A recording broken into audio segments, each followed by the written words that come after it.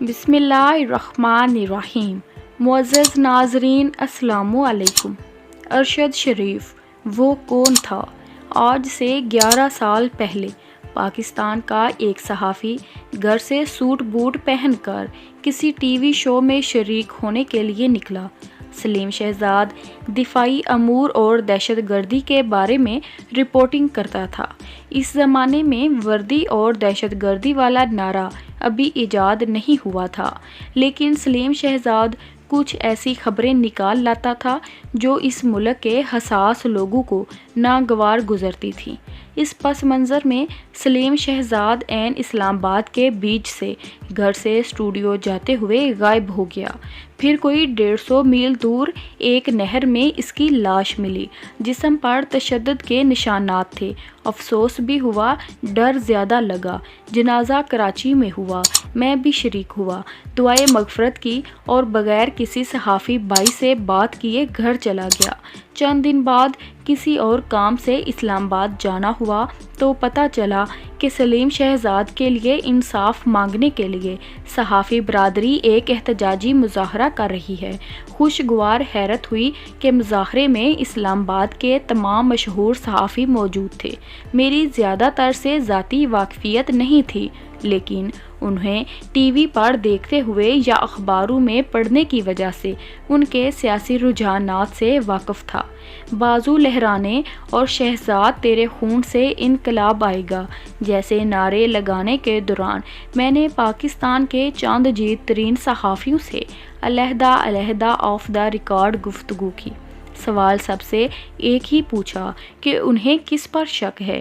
ان کا جواب سن کر دل ایک بار پھر خوف سے بھر گیا، کیونکہ سب کا جواب ایک ہی تھا، لیکن اس جواب کی توجیہات متنوع تھیں۔ ایک بزرگ نے کہا کہ یہ کوئی نوشکی یا نواب شاہ نہیں جہاں دن دہاڑے صحافی کو اٹھا لو، یہ اسلام آباد ہے۔ بتاؤ یہاں کبھی کسی صحافی کو اٹھایا گیا ہے؟ اگر انہوں نے اٹھایا بھی ہے تو چائے پانی کے لیے بلایا گیا ہوگا اور ساتھ کچھ سوال پوچھنے ہوں گے۔ چائے پانی کے لیے اٹھایا جانے والا بندہ نہر کی تہہ تک کیسے پہنچ گیا؟ اس سوال کا جواب ایک کونے میں لے جا کر ایک بہت ہی سینئر اور معروف صحافی نے دیا۔ فرمایا کہ کام تو ان کا ہی ہے، لیکن میرا خیال ہے کہ وہ کرنا نہیں چاہتے تھے۔ میں نے پوچھا کہ بغیر نیت کے بندہ کیسے مارا جا سکتا ہے؟ بتایا گیا کہ انہوں نے تشدد یقیناً کیا ہوگا، لیکن شہزاد دل کا مریض بھی تھا۔ انہیں پتہ نہیں تھا کہ اس مار کٹائی کے درمیان کہیں مارا گیا۔ اب اس کے بعد تھوڑا دور لے جا کر لاش چھپانا اور حادثے یا خودکشی کی شکل دینا تو ایک مجبوری تھی۔ مجھے 2 باتوں پر حیرت ہوئی کہ یہ میری ساری صحافی برادری کھڑی ہے، قاتل کا نام سب جانتے ہیں، لیکن مطالبہ کر رہے ہیں کہ انکوائری کمیشن بنایا جائے۔ وہ کمیشن بنا بھی، کئی صحافی پیش بھی ہوئے، لیکن آج تک کوئی ہمیں سلیم شہزاد کے قاتلوں کے نام نہیں بتا سکا۔ دوسری حیرت اس بات پر ہوئی کہ ہمارے حساس اداروں کے جیداروں کی ٹریننگ ناقص ہے، یا ان کے ہاتھ اتنے کھل گئے ہیں کہ وہ نہ چاہتے ہوئے بھی بندہ مار دیتے ہیں اور اس کے بعد کہتے ہیں کہ اداروں کو بدنام نہ کیا جائے۔ انہی اداروں کی بدنامی کے لیے حامد میر نے اپنے آپ کو گولیاں مروائیں اور کراچی میں ہماری بہن سبین محمود اپنی جان سے گئی۔